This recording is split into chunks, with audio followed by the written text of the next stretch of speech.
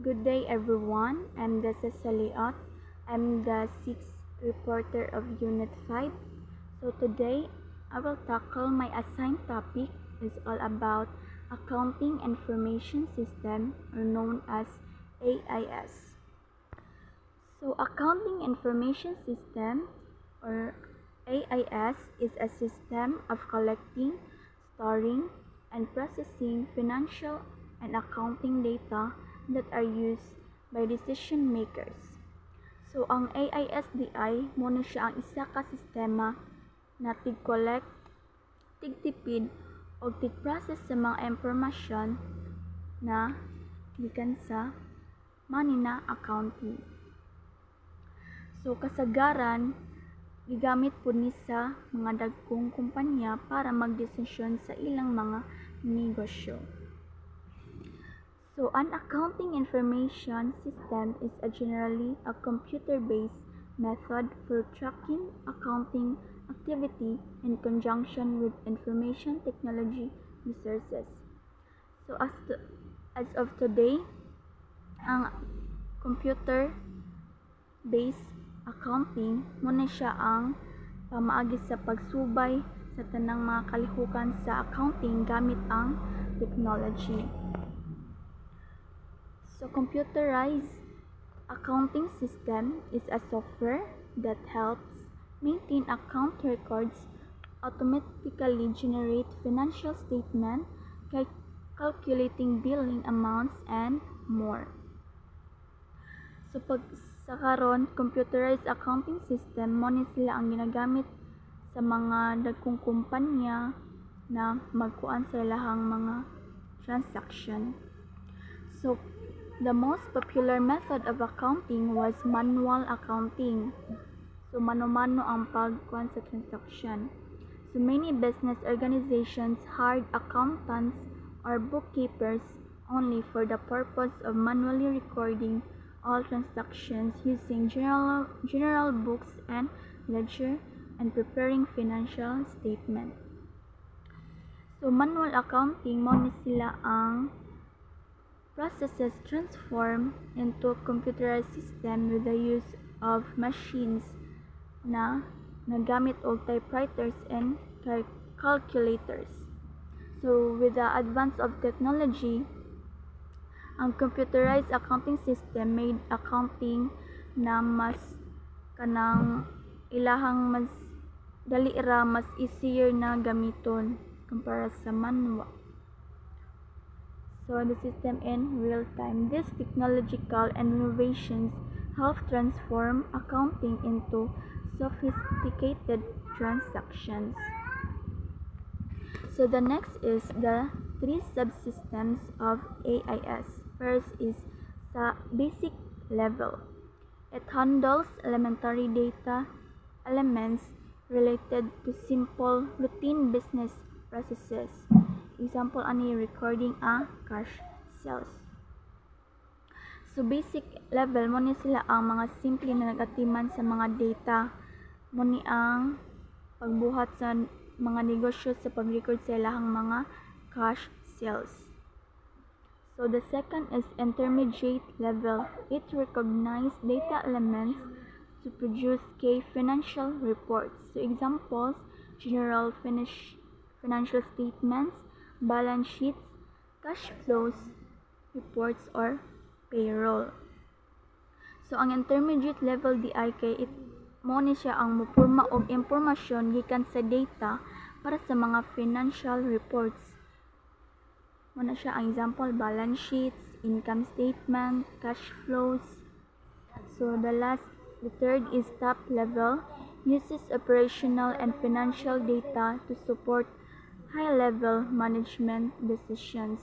It also focusing on planning, control, and budgeting. So ang top level, gamit ang datos para sa decision sa mga higher management.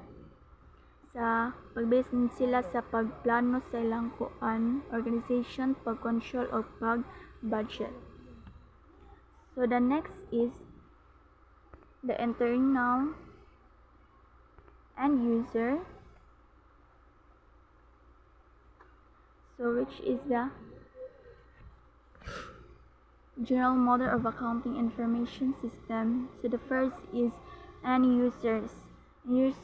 AIS have end users that are typically divided into two, which are internal users, external users.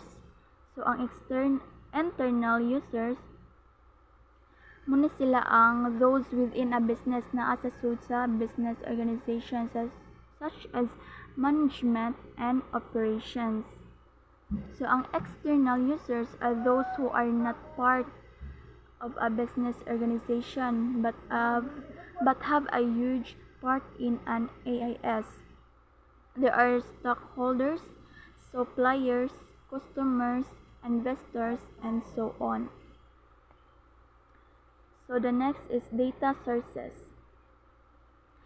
AIS allow data to enter the system through data sources such as financial transactions. This data coming from financial transactions could either be from internal or external sources.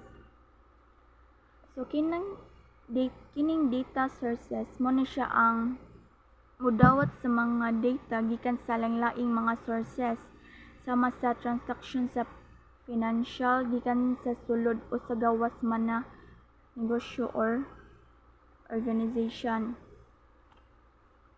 So next is data collection.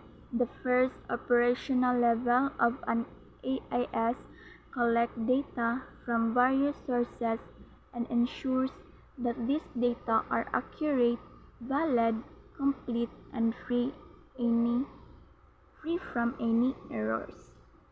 So ang data collection mo ni siya ang nagkuha og mga datos nga nagsiguro nga sakto ug kompleto ug walay mga sayop. So next is data processing. Data must be processed to be transformed into useful information. So ang database mo ang tigtipig sa tanang data. Diri store ang financial or non-financial data. That tasks that are involved in the data processing range from simple to complex data. So ang example niya kay sales forecasting, posting, and so on. So the next is data management. The database is the main repository of any IS of a business organization. So ang database sa data management mao ang tigtipig sa tanang datos or mo ni siya ang importante na ay kuan storage, retrieval, and deletion sa data. So next is information generation. This is a process where relevant information is compiled, arranged, formatting, and presented to users. So ang information generation ang pagproseso sa pag-arrange, pag-compile o pag-present sa inundanon na impormasyon para sa mga users. Next is business processes. Refers to the sequence of performed tasks that produce a desired output for a business organization. So ang business process mo ni ang mga action o mga buhaton nga adunay sinugdanan og in the end na aron mabuhat ang resulta sa mga negosyo. So ang example aniya kay sa food chain. Ang proseso kay pagdawat sa order o pag-process sa bayad. So examples of business processes. First is revenue process, activities related to selling goods, services, sales returns, and cash collection. Muni ang mga kanang buhatonon nga naay kalambutan sa pagbaligya, sales returns, pagkolekta sa mga kwarta. So second is expenditure process, activities involving purchase returns, and cash disbursement. So mao ni ang pagkalihukan sa para pagpalit og supplies, purchase return, o paggasto o pagbayad. So third is conversion process, activities related to the production of goods or services. So ang conversion process di ay kay ang paghimo sa mga buhatonon nga pag-produce sa produkto o serbisyo or service. So the last is administrative processes that cover the management of records and employees' salaries. So mo ni ang mga pag-process sa pagdumala sa records, sa sweldo or sa ubang trabaho sa HR o sa admin. Next is the types of AIS. There have three. So first is manual system. Some small and medium-sized enterprises still use a manual accounting system to record and maintain their accounting records. So ang manual system gigamit ni sa uban nga mga small or medium nga mga businesses. Dili na kinahanglan og kuan kay mga small manual system mo na sila ang gagmay lang, pwede ra siya mamano-mano og kuan calculate sa mga transactions.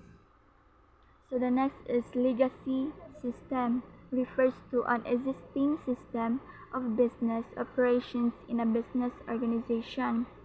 So this system uses old versions of technology which business organization may consider as investment. So ang legacy system kay mo ni siya ang daan nga sistema na gigamit gihapon sa pagkakaron pero kasagaran mga karaan nga mga technology. So the last is modern and integrated IT system.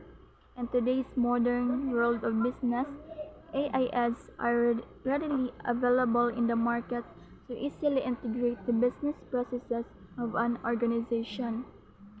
So mo ni ang modern and integrated IT system mo ni ang karon nga moderno na panahon na daghan og available nga AIS nga dali gamiton og magpakasayon sa negosyo. So and that's all.